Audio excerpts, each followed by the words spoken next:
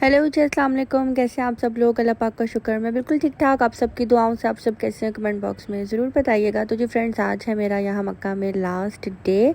तो अभी मैं जा रही हूँ खाना काबा, क्योंकि वहाँ पे असर की नमाज़ पढ़ेंगे और मगरिब भी वहीं पढ़ेंगे, इशा भी वहीं पढ़ेंगे और उसके बाद जो है हम अलविदा नफिल अदा करके जो है हम लोग वापस अपने होटल आ जाएंगे, क्योंकि सुबह 11 बजे जो है हमें होटल से चेकआउट करना था, निकलना था हमें। और अभी बस जा रहे हैं और सब कुछ बहुत अजीब सा लग रहा था, बहुत ज़्यादा उदासी आ रही थी।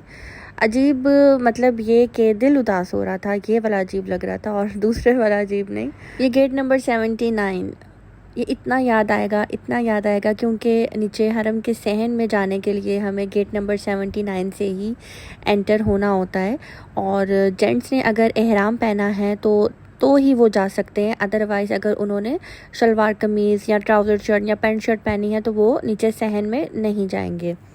तो अगर आपको उम्रा करना है या तवाफ़ करना है तो उसके लिए आपको अपना जो वाइट एहराम है यही लिबास पहनना है, अदरवाइज़ आप नहीं जा सकते।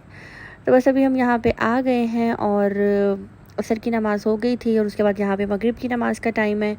तो अभी बस मैं अभी ऊपर वाली साइड पे ही हूँ, तो मैंने सोचा कि यहाँ पे ही जो है नमाज़ पढ़ लेती हूँ। तो बस मगरिब की नमाज़ पढ़ेंगे और उसके बाद जो है फिर नीचे मैं सहन पे जाऊँगी। आज इतना रश हो रहा था, क्योंकि जिस टाइम मैं गई थी तो असर का टाइम था। और असर के टाइम ऐसा होता है, यानी कि हर नमाज़ के टाइम ऐसा ही होता है कि पहले से ही जो है वो नमाजियों की सिफ़ जो है बना के रख लेते हैं।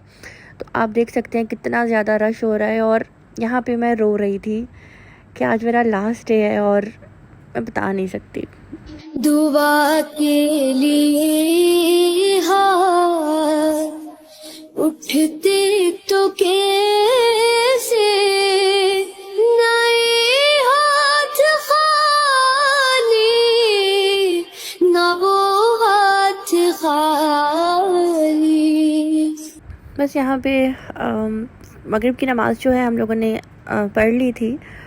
और अभी मुझे वॉइस ओवर करते हुए जो है ना बहुत ज़्यादा रोना आ रहा है। मुझे पता नहीं लग रहा कि मुझे क्या बोलना है, कैसे बोलना है, क्योंकि ये मेरी लास्ट वीडियो थी यहाँ की और मुझे बहुत ज़्यादा तकलीफ़ हो रही है कि मैं अल्लाह के घर से कितनी जल्दी वापस आ गई हूँ। 20 दिन किस तरह से गुज़रे, लेकिन अल्लाह पाक का शुक्र है कि अल्लाह पाक ने मुझे 5 दिन और अपने घर पे रखा और मैंने और अच्छे से इबादत की, नफली तवाफ़ किए।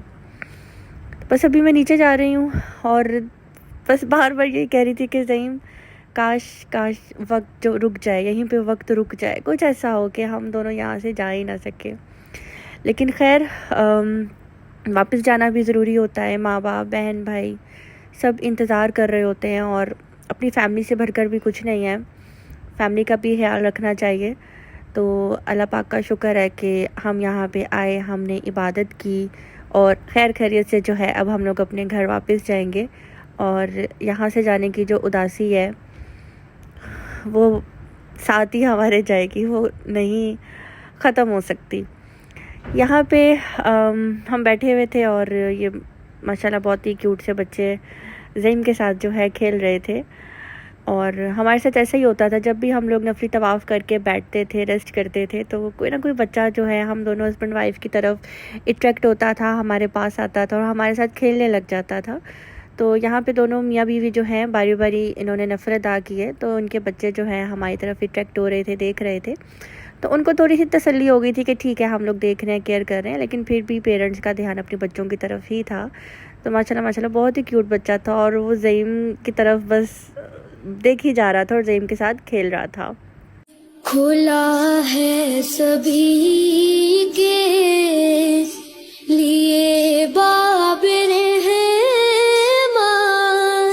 वहाँ कोई रुतबे में अदना न आली, मुरादों से दामन नहीं कोई खाली, कतारे लगाए खड़े हैं सवाली। अच्छा जी, आज मेरे हस्बैंड बहुत ज़्यादा खुश थे और उनकी खुशी की वजह यही थी कि उनको मैं जब आज लेकर जा रही थी खाना काबा, तो उनको मैंने यही बोला था कि आज आपने हतीम में नफ़िल पढ़ने हैं। तो वो यही कह रहे थे कि मैं 3 दफ़ा गया हूँ और मुझे मौका नहीं मिला, आज मैं कैसे नफ़िल अदा कर सकता हूँ। तो मैंने कहा कि नहीं, आज आप हतीम में नफ़िल अदा करेंगे।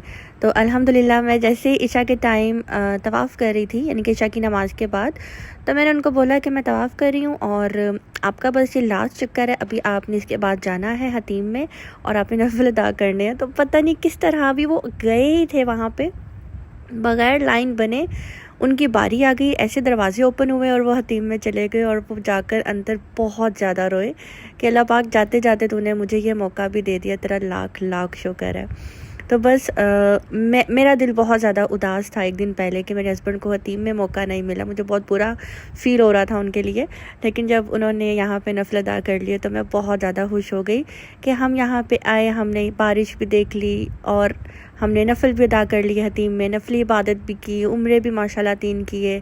इसके अलावा हम लोगों ने यहाँ पे मदीना में जो है नमाज़ें भी पढ़ी और ज़ियारतें भी की और रियाजुल जिन्ना में जो है हम लोगों ने वहाँ पे भी नफ़िल अदा किए। तो ये हमारी खुशकिस्मती, अल्लाह पाक का लाख लाख शुक्र है।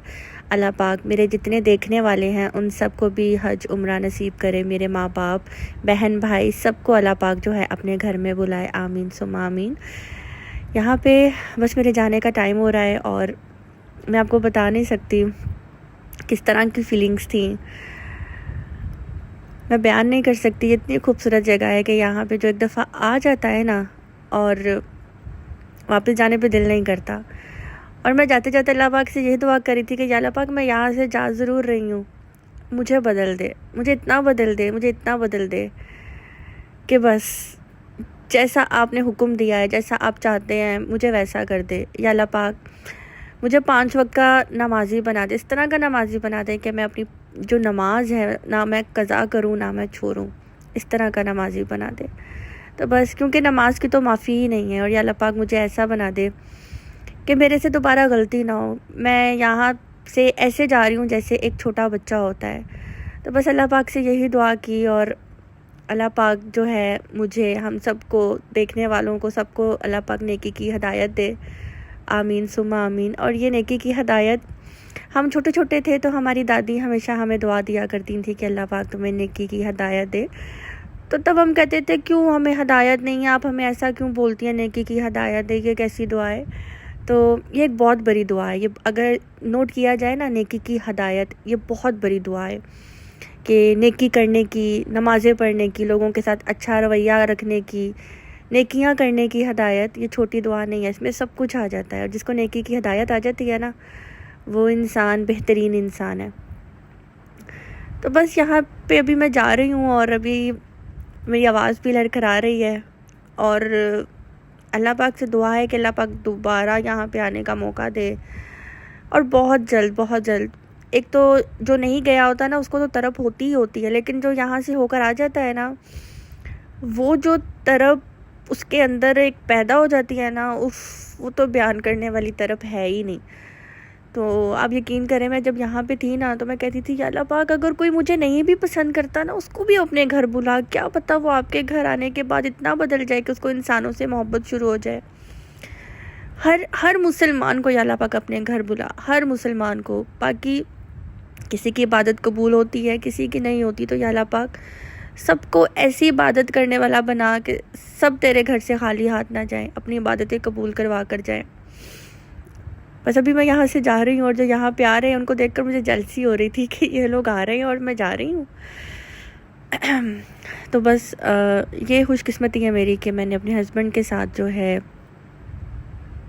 यहाँ पे उम्रा किया और मैं अपने हस्बैंड के साथ आई। और इंशाल्लाह नेक्स्ट मेरा टारगेट है कि मैं अपने पेरेंट्स के साथ आऊँ और इंशाल्लाह मैं अपने माँ बाप को लेकर यहाँ पे ज़रूर आऊँगी, इंशाल्लाह उनके साथ आऊँगी। तो किसी ने मेरे से सवाल किया था कि आपका 20 डेज़ का, 15 डेज़ का था तो आपका पैकेज क्या था। तो मैंने 2 लाख जो है दिया था, 2,40,000 का मेरा पैकेज था, लेकिन कुछ रेफरेंस था तो उसकी वजह से जो है 2 लाख जो है मैंने पे किया था। और उसी में टिकट थी और उसी में ही वीज़ा था और उसी में हमारी जो है होटल के चार्जेस भी उसी में ही थे। इसके अलावा मैं अपने साथ जो है 3 lakhs जो है पाकिस्तानी मैं लेकर गई थी और ये मेरा 15 डेज़ का पैकेज था। और जब मैं वहाँ पे थी तो जब मैंने 5 डेज़ अपने आगे करवाए थे टिकट के, तो उसमें ये हुआ था कि मैंने 36,000 जो है अपना और अपने हस्बैंड का टिकट का पे करके अपने 5 डेज़ टिकट आगे करवा ली थी। मतलब कि हमने 36,000 हमने इतना पे किया था।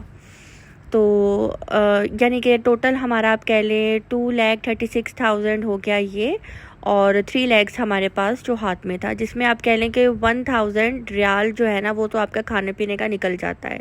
15 डेज़ का कहीं नहीं जाता अगर आप नॉर्मल यानी कि खाना पीना करते हैं। तो बाकी जो मेरे पैसे थे वो कह लें शॉपिंग में निकल गए, जैसे जो भी सामान यहाँ पे लेकर आई और इन चीज़ों में जो है बाकी मेरे पैसे खर्च हुए। और बाकी एयरपोर्ट पे जो है 10-10 रियाल का जो है हम दोनों ने 5-5 लीटर की जो है बॉटल ली थी आबे ज़मज़म की। तो कुल मिलाकर आप कह लें कि हम दोनों का 2 2 4 5 6 7 7-7.5 लाख जो है हमारा ख़र्चा आया था।